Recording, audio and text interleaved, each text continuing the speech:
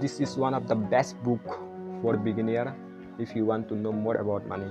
ये book specially उन लोगों के लिए है who are struggling to look and figure out how money is। So इस वीडियो में मैं इस बुक से कुछ इम्पोर्टेंट प्रिंसिपल शेयर करने वाला हूँ जो मुझे लगता है आपके लाइफ में काफ़ी वैल्यू ऐड करेगी एंड आपको फाइनेंशियली काफ़ी नॉलेजेबल बनाएगी। So let's start this video.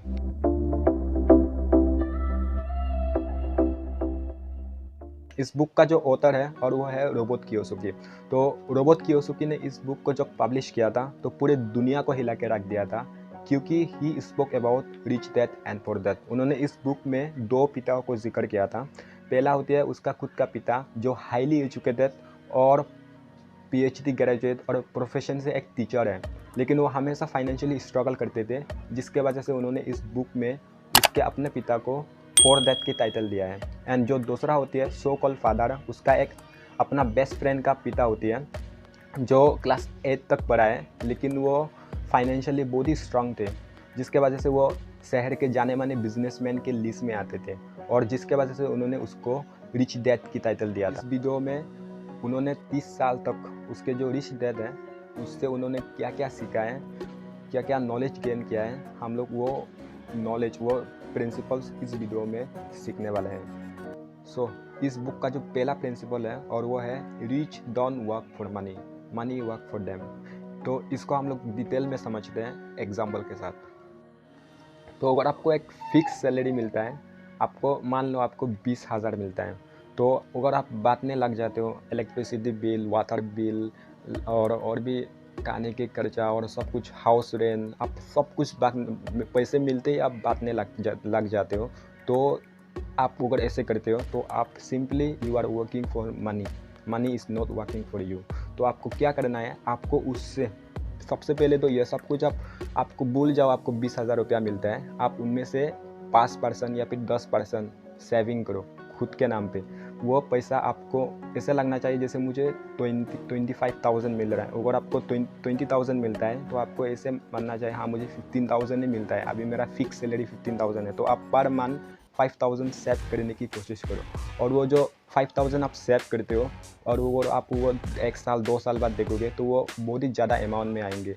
तो आप वो पैसे से आप कुछ भी इन्वेस्ट कर सकते हो, आप कुछ भी ऐसे चीज़ें कर सकते हो तो 2-3 साल में आपको एक्स्ट्रा पैसा बना के दे देगा।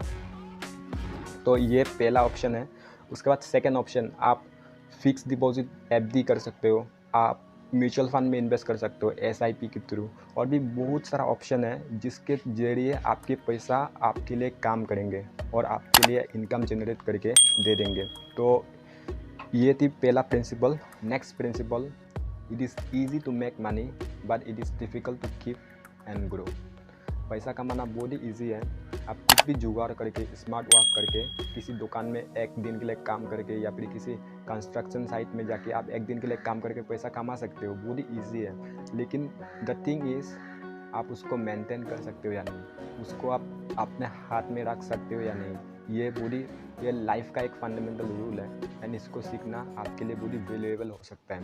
तो इस बुक से मुझे एक डिफिनेशन मिला है इसके प्रति, और वो है the definition of asset and liabilities.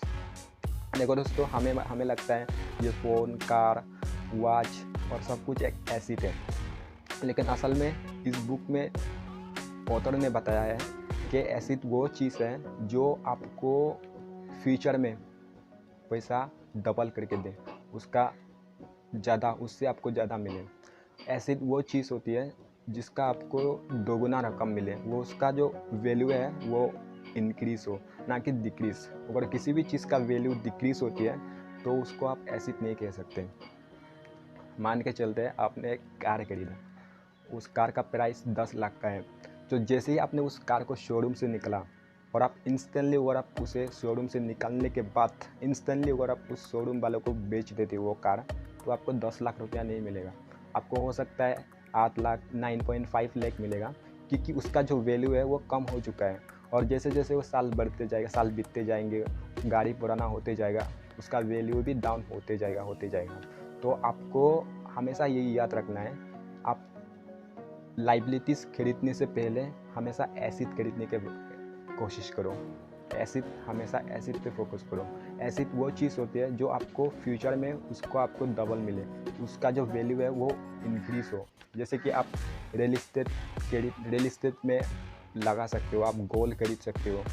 आज आप जो गोल्ड खरीदा है उसका रकम फ्यूचर में डबल हो सकता है, उसका वैल्यू डबल हो सकता है। तो आप कुछ भी ऐसे कर सकते हो जिससे आपकी जो पैसा है वो इंक्रीज हो जाए। Next principle, it is important to have a side income along with job. देखो दोस्तों, आजकल के ज़माना में साइड इनकम की कोई लिमिट नहीं है, 100 अपॉर्चुनिटी है। आप एक जॉब करते हुए आप एक यूट्यूब चैनल रन कर सकते हो पार्ट टाइम, आप ब्लॉगिंग कर सकते हो, आप कुछ भी मतलब वीडियो एडिटिंग सीख सकते हो, आप टाइपिंग कर सकते हो, कुछ भी कर सकते हो। अनलिमिटेड वर्क है, ऑनलाइन अपॉर्चुनिटीज़ 100 अपॉर्चुनिटीज़ हैं जो आप घर बैठे बैठे जॉब के साथ या फिर कुछ भी स्टडी के साथ आप पार्ट टाइम कर सकते हो। तो ये थी थर्ड प्रिंसिपल। उसके बाद नेक्स्ट प्रिंसिपल है the rich invent money. The rich invent money. देखो दोस्तों, लेट्स से आपने ना इस बुक का जो प्राइस है, इस बुक का प्राइस तकरीबन 200-300 में मिल जाता है। तो अगर आपने इस बुक को खरीद के, आपने इस बुक को पढ़ के, आपने अलग वे में, यूनिक वे में आपने इस बुक को समरीज बना के अगर आप बेचते हो, एक समरीज का 10 रुपया, एक समरीज का 50 रुपीज़, एक समरीज का 60 रुपीज़, तो इस तरीके से अगर आप करते हो that means you are actually inventing money. आपने कितना इन्वेस्ट किया है, इस बुक को खरीदने से 200 रुपया इन्वेस्ट किया है। जिस बुक का प्राइस 200 है, 200 रुपया से आपने इस बुक को खरीदा और आपने समरीज बनाया और लोगों को बेच दिया, तो एक समरीज का प्राइस 50। इस तरीके से अगर आप बेच देते हो तो इसको कहते हैं इन्वेंट मनी। आप पैसे को क्रिएट करते हो, इन्वेंट करते हो।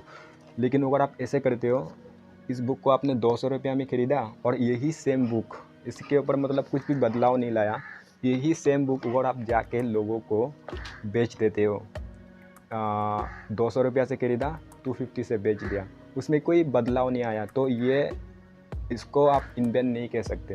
इसको अलग तरीके से अगर आप कहोगे तो इसको अलग तरीके से बिजनेस कहते हैं, buy low and sell high. लेकिन ये इस कैटेगरी में नहीं आती है। कैटेगरी में जब आएगा जब आप उसमें कुछ नया डाल के, न्यू एडिट करके आप उसको बेचने लगते हो। Last and most important lesson from this book वो है people who create will are constantly learning. तो सीखने से आप कभी भी पीछे मत हटना। आप किसी भी तरीके से कुछ भी चीज़ों से सीख सकते हो अगर आपको सीखने का जो जज्बा है वो आपके अंदर है। तो आप स्कूल से कुछ सीखो या ना सीखो, एक ही चीज़ आपको सीखना है एंड वो है how to learn for the rest of my life. School से आप कुछ सीखो या ना सीखो, मुझे कोई फ़र्क नहीं पड़ता है। आप स्कूल से सिर्फ इतना सीखना, how to learn for the rest of my life. तो आशा करता हूँ आपको इस वीडियो से बहुत कुछ सीखने को मिला है। एंड अगर आप इस चैनल पे पहली बार आए हो तो प्लीज़ सब्सक्राइब करना इस चैनल को, एंड साइड में जो भी बेल आइकन है उसको भी क्लिक करना, सो दैट जब भी हमारा न्यू वीडियोस आएंगे उसकी नोटिफिकेशन आपको मिले। And thanks for watching.